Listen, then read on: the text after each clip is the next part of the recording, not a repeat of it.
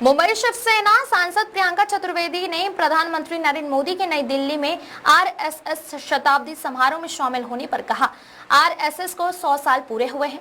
इस बात से इनकार नहीं किया जा सकता है कि आरएसएस का एक योगदान रहा है। भाजपा इसी के अनुसार काम कर रही है।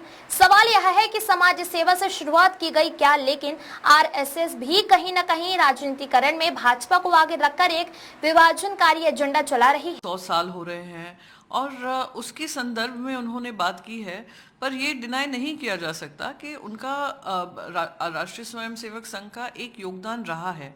अब उसको हम चैलेंज करें, हम उस पर ऑल्सो जिस तरीके की घटनाएं इतिहास ने देखी हैं, जहां सरदार वल्लभ भाई पटेल जी ने उन पे पाबंदी लगाई थी, फिर वो पाबंदी नेहरू जी के कहने पे हटाई भी गई थी, इस उम्मीद से कि जो काम वो कर रहे थे, जिसके लिए वो कार्यरत थे, उसमें वो लगे रहे rather than getting into the political system.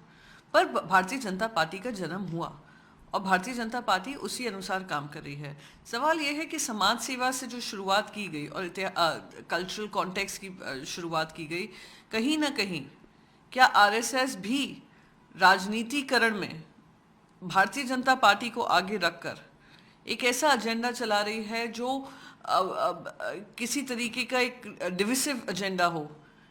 तो बस यही है, क्योंकि 100 साल हो रहे हैं और उनका काम रहा है, उनका कल्चरल कॉन्टेक्स्ट है, कल्चरल हिस्ट्री है, उनका सर्विस का हिस्ट्री है, उस पर मैं टिप्पणी ना कर मैं बस यही कहूँगी कि राजनीतिकरण हावी होकर अपना जो एजेंडा है ना देश के ऊपर, क्योंकि the agenda is that of the unelected.